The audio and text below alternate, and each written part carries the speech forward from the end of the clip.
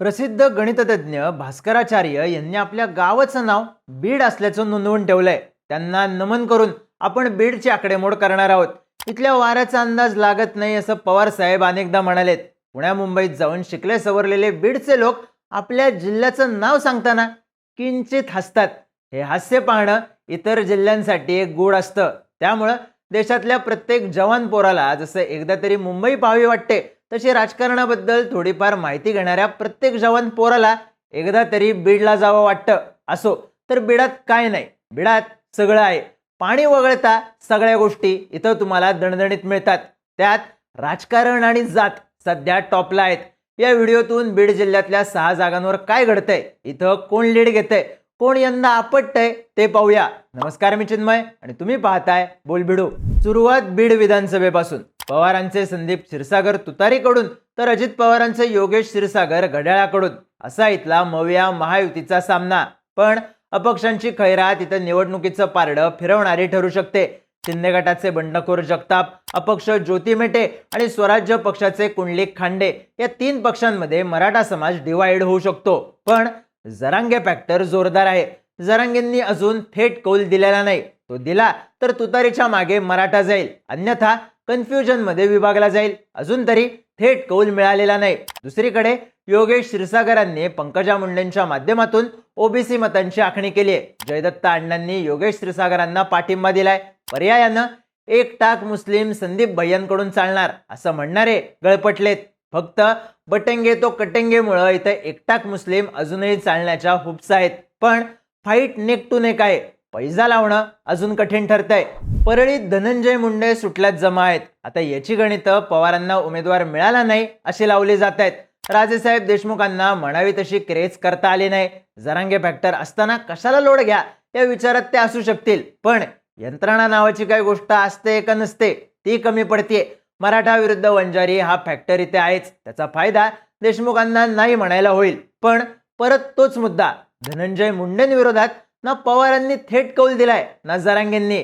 आदल्या दिवशी गडबड झाली तर देशमुख मैदान मारतील, नाहीतर आतापर्यंत तरी मुंडेंनाच पावशेर जास्त असल्याचं इथं दिसून येतंय.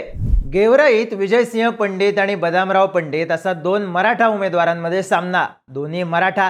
पर्यायानं इथं मराठा मतांचं विभाजन होताना दिसतंय. पण दोन्ही मराठा उमेदवार म्हणावे तितके सक्रिय नाहीत की त्यांची क्रेज आहे असंही नाही. अजित पवारांच्या विजयसिंह पंडितांची जमेची बाजू म्हणजे ओबीसी मतदान आपल्याला मिळेल असा वाटणारा होप. पण झालं असं, अपक्ष म्हणून प्रियंका खेडकर उभा आहेत. त्या वंजारी समाजातून येतात. पंकजा मुंडेंनी त्यांना पाठिंबा दिल्याची चर्चा आहेच. शिवाय गावागावात वंजारी समाजाच्या बैठका खेडकरांना कौल देत असल्याच्या चर्चा झडू लागल्यात. याचा तोटा अजित पवारांच्या विजयसिंह पंडितांना होतोय. दुसरीकडे भाजपचे बंडखोर लक्ष्मण पवार देखील मैदानात आहेत. ते अजित पवारांच्या घड्याळाकडून मराठा मतं खेचून घेऊ लागलेत. पर्यायानं होतंय काय, तर अजित पवारांच्या उमेदवाराची मतं इकडून वंजारी समाजातील उमेदवार घेतोय तर तिकडून भाजपचा बंडखोर उमेदवार घेतोय. आता या समीकरणात पवारांच्या आशा टिकून असाव्यात. पण हे गणित कसं लागतंय, तर तिसरा नको म्हणून परत दुसरा ठराव आदल्या रात्री ठरेल का सांगता येत नाही. पर्यायानं आता गणित लागणं अवघड झालंय. आष्टीमध्ये पवारांनी वीक उमेदवार दिला अशा चर्चा पहिल्या ठोक्याला झडू लागल्या. भाजपच्या सुरेश धसांनी प्रचारात आघाडी घेतली खरी, पण तोंडाने बोलले आणि घोळ सुरू झाला. त्यात गटागटाला दिला जाणारा लोड धसांची गंमत करू शकतोय हे त्यांच्याच लक्षात येईना झालंय. अजित पवार गटाचे आजबे तर प्रचारात 3ऱ्या-4थ्या क्रमांकावर फेकले जाऊ लागलेत. अपक्ष भीमराव धोंडे माळी समाजातून येत असल्यानं ओबीसी समाजाच्या मतांमध्ये त्यांचा प्रचार सुरू आहे. आता या सगळ्यात पवार फॅक्टरवर मेहबूब शेख काय करामत करू शकतात का हे पाहणं गरजेचं ठरेल. तुर्तास तरी आष्टीच्या सामन्यात काय सांगता येत नाही असं चित्र आहे. माजल गावात अपक्ष उमेदवार रमेश आडसकर, अजित पवारांचे प्रकाश सोळंके आणि पवार गटाचे मोहन जगताप अशी समीकरणं लावली गेलीत. भाजपच्या आडसकरांना तिकीट न दिल्यानं त्यांची नाराजी आहेच.